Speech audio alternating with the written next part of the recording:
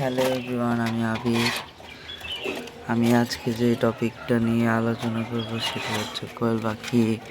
দেখুন, আমাদের এই কোয়েল পাখির কাহিনী শোনাবো আজকে। আমাদের কিন্তু এর আগের ভিডিওতে বলেছিলাম যে এই সাইডের এটা আর এটা হলো আমাদের মহিলা কোয়েল, মানে ফিমেল কোয়েল পাখি। আর আজকে মানে প্রত্যেক দিনের মতন কালকেও আমাদের দুইটা ফিমেলি ডিম পেড়েছে। ওরা মিস করে না। আমি কিছু কিছু অভিনব কায়দায় ওদের পালন করে থাকি লাইট ছাড়া। ওরা কিন্তু মানে প্রাকৃতিক যেটুকু আলো থাকে সেটুকু সাহায্যেই ডিম পারে। কোনো কৃত্রিম আলোর ব্যবস্থা করতে হয় না বা কৃত্রিম কোনো ওষুধপাতিও ব্যবহার করতে হয় না। শুধু লেয়ার ওয়ানটাই আমরা কিনে কোয়েলকে খাওয়াই, তাছাড়া কিচ্ছু খাওয়ানো হয় না। আর কোয়েল পাখির ডিমের প্রোডাকশন ঠিক রাখার জন্য ক্যালসিয়ামের অভাব পূরণ করার জন্য মাঝে মধ্যে ডিমের খোসা দিই।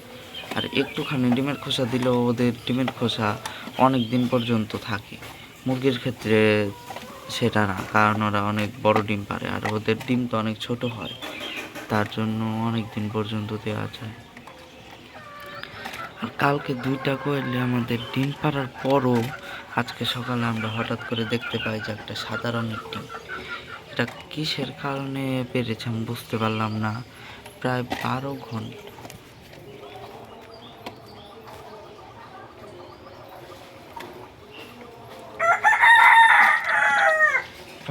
ঘন্টা পিস করে ডিম পারলো।